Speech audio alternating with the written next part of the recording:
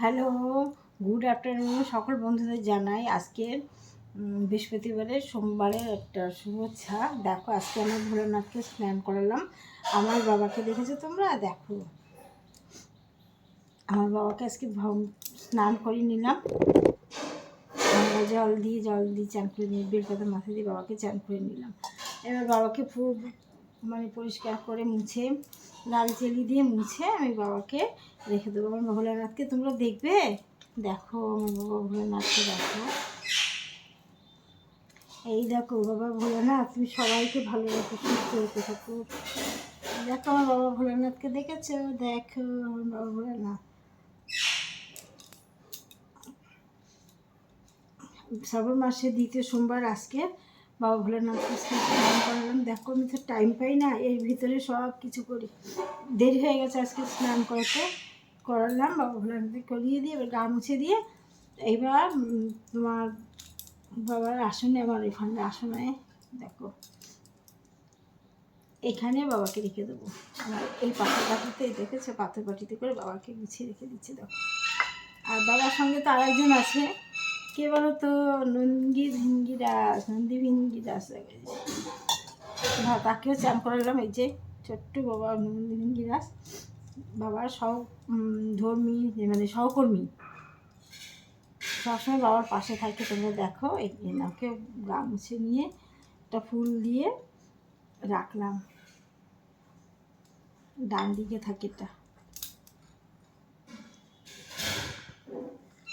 দেখেছ বাবাকে? দেখো এবার এই বাবাকে কি করব, পরিষ্কার করে আমার এখানে বেলপাতা, আমার রূপোর বেলপাতা আছে, তবে এই বেলপাতাটা চন্দন মাখিয়ে নিই।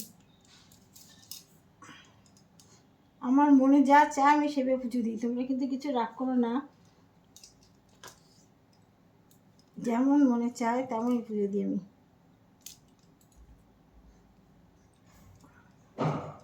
ঠিক এইভাবে সাজিয়ে গুছিয়ে দেখো দেখাচ্ছি।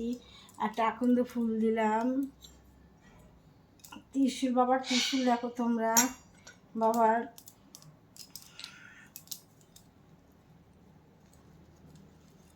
দেখো বাবা ভোলেনাথকে ঢেকে দিলাম। জয় বাবা।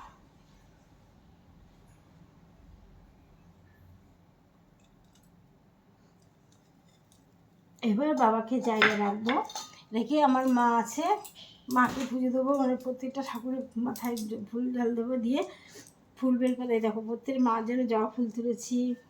দেখো আমাদের গাছে জবা ফুল দেখো কি সুন্দর, দেখেছো? দেখো দেখো এই বড় বড় জবা হয়, তা আমি তুলতে বারণ করেছি, তুলিস না, তা ও তুলেছে। এগুলো আমি গাছের ফুল ছিঁড়ে পুজো দিই না, দেখতে এত সুন্দর সুন্দর ফুলগুলো আমি ছিঁড়ি না, জানো? সমস্ত গাছের ফুল গাছেই শোভা পায়, দেখেছো?